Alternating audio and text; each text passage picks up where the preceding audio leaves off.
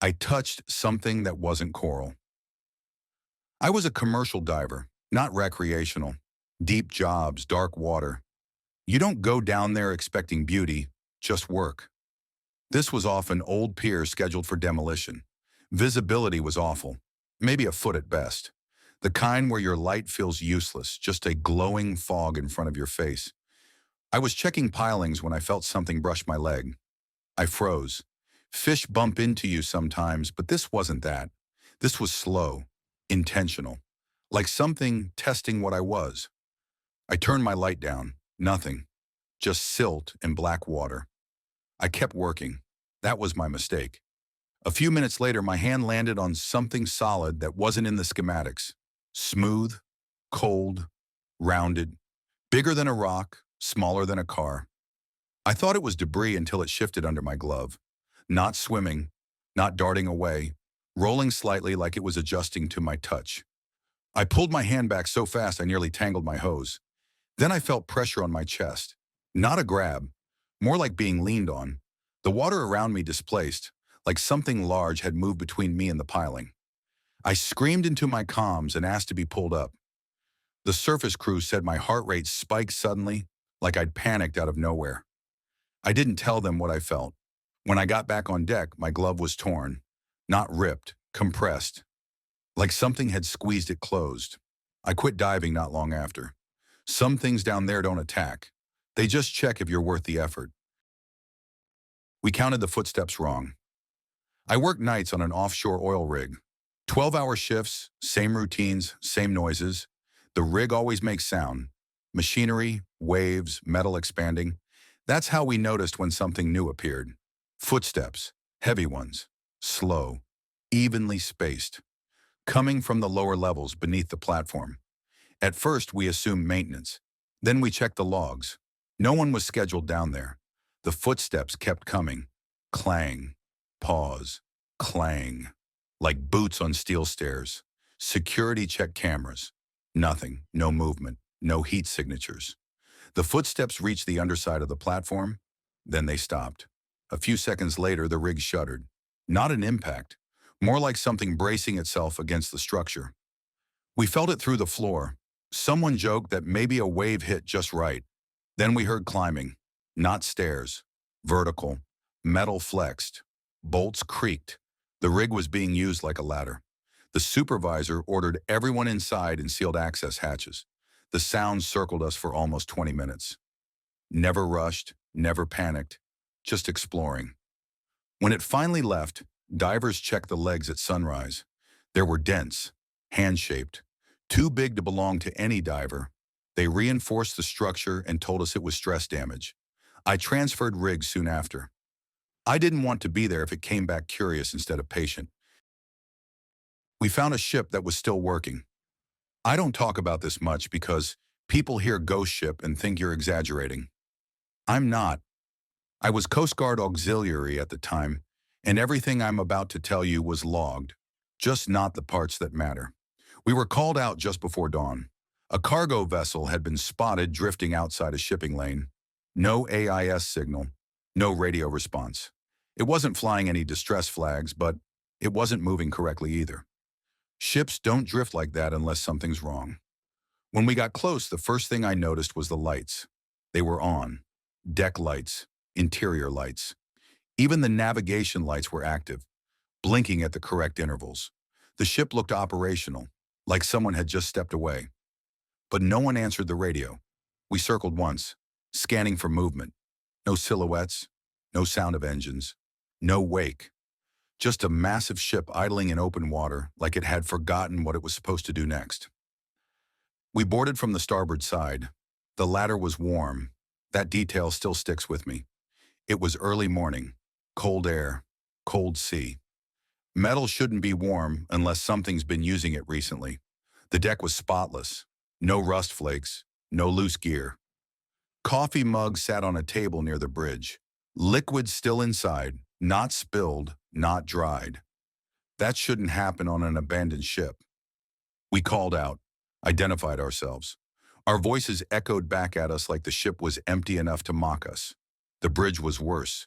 Screens were on. Radar was running. The course was set and constantly correcting itself. Tiny adjustments like someone was steering, even though the wheel was locked in place. The logbook was open. The last entry wasn't days old, it was minutes old. The handwriting was steady until the last line, where it stopped mid-word. No smearing, no panic marks, just unfinished. That's when one of the guys behind me whispered, "Do you hear that?" At first I didn't. Then I did. Footsteps. Slow. Heavy. Coming from below deck. We all froze. Ships make noise, sure, but this was distinct. Rhythm. Weight.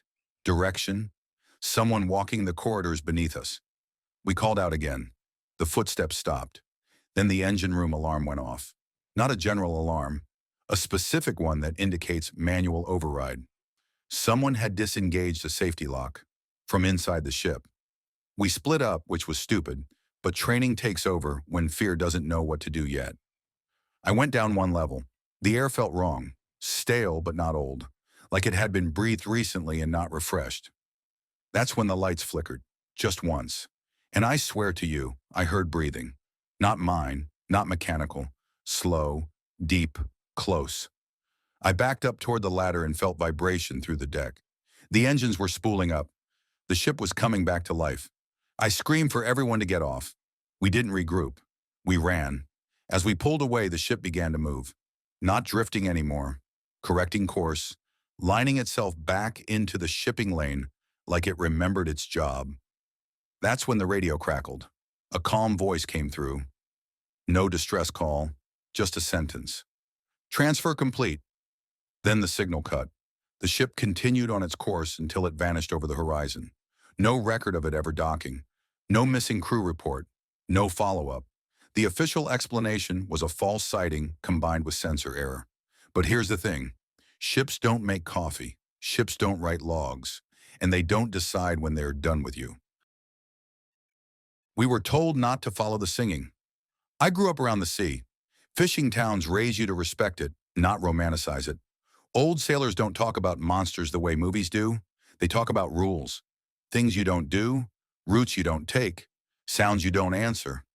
One of those rules was simple. If you hear singing offshore, you ignore it. I didn't believe any of that when I was younger. Thought it was superstition meant to scare deckhands into behaving. This happened when I was in my late 20s, working on a small trawler that ran night nets along a rocky stretch of coast most commercial ships avoided. The singing started just after midnight. At first, I thought it was the wind. It had that long, hollow tone that carries over open water. But then it changed, became structured, melodic, too precise to be natural. It sounded like voices, not loud, not close, far off, drifting across the water like it didn't belong to any single direction. When you turned your head, it seemed to move with you, staying just out of reach. One of the younger guys laughed and said it sounded beautiful. That's when the captain came out of the wheelhouse. He didn't ask questions. He didn't joke. He just told everyone to stay on deck, keep their eyes down, and do not, under any circumstances, follow the sound. No one argued. The singing continued. It wasn't words, not exactly. More like vowels stretched into notes. Harmonies layered in a way that made your chest feel tight, like the sound was vibrating inside you instead of reaching your ears. I realized my hands were shaking. One of the deckhands, quiet guy, name was Luis, started leaning toward the rail. Not climbing, just listening harder than the rest of us. His face went slack, like he'd stopped processing what was around him. I grabbed his sleeve. He looked at me confused and said, "They're calling from the rocks." There were no rocks on our charts. The captain shouted at him to step back. Luis hesitated, like he was trying to remember why he was on a boat in the first place. Then the singing shifted. It got closer, not louder, closer. The sound didn't travel through air anymore. It felt like it was rising straight up from the water beneath us, slipping through the hull, humming through metal and bone. Luis stepped away from me. No rush, no panic, just calm certainty. He climbed the rail before anyone could reach him. I remember the splash. Not big, not dramatic, just a clean entry into dark water. The singing stopped instantly. We threw lines, shined lights, screamed his name until our throats hurt. Nothing surfaced. The sea went still, like it was waiting. We reported him missing at first light. Search crews came out. Divers went down near the coordinates. They found no body, no gear, no sign he'd ever been there. The official report said accidental fall, but here's the part I've never been able to explain. 3 nights later, on the return trip, we passed the same stretch of water. The singing came back. Only this time, it wasn't just voices. It was his voice too. Not screaming, not asking for help, singing with them, perfectly in tune. The captain cut the engines and ordered everyone below deck until sunrise. We sat in silence, hands over our ears, while the sound drifted around us like it was circling, waiting for someone else to listen closely enough. When daylight came, the sea looked normal again. Beautiful even. I don't work on boats anymore. And when I hear music carrying over water, even from a distance, I walk the other way. Because some songs aren't meant to be heard. They're meant to be answered. The water was higher than it should have been. I was working on a coastal freighter. Short routes, familiar waters. That's the dangerous kind of sailing. The kind where you stop expecting surprises. This happened near the end of a long shift, early morning, that gray hour where the sea and sky look like they're still deciding what they are. I was on deck when I noticed the waterline. Ships ride low, sure, but this was different. The sea wasn't rough. No swell, no wake. Yet the water sat higher against the hull than it should have, like the ocean had risen just for us. I checked ballast readings. Normal. I leaned over the rail. The water wasn't moving. I don't mean calm. I mean it looked fixed, like a photograph. Our ship cut through it, but the surface closed behind us without foam, without sound. No wake, no churn.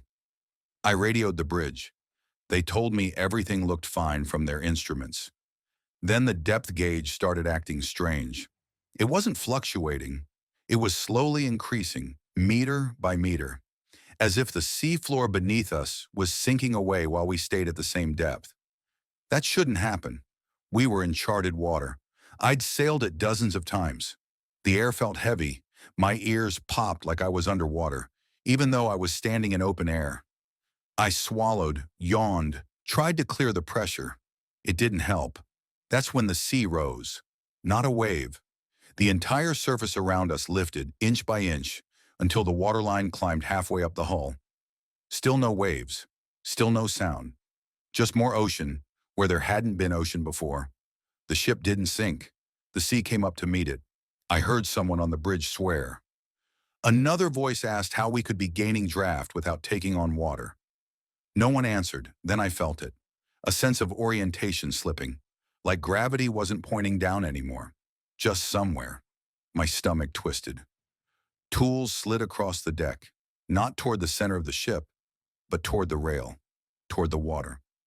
The ocean beside us darkened, not night dark, deep dark. A vertical blackness, like the surface was opening downward instead of reflecting the sky.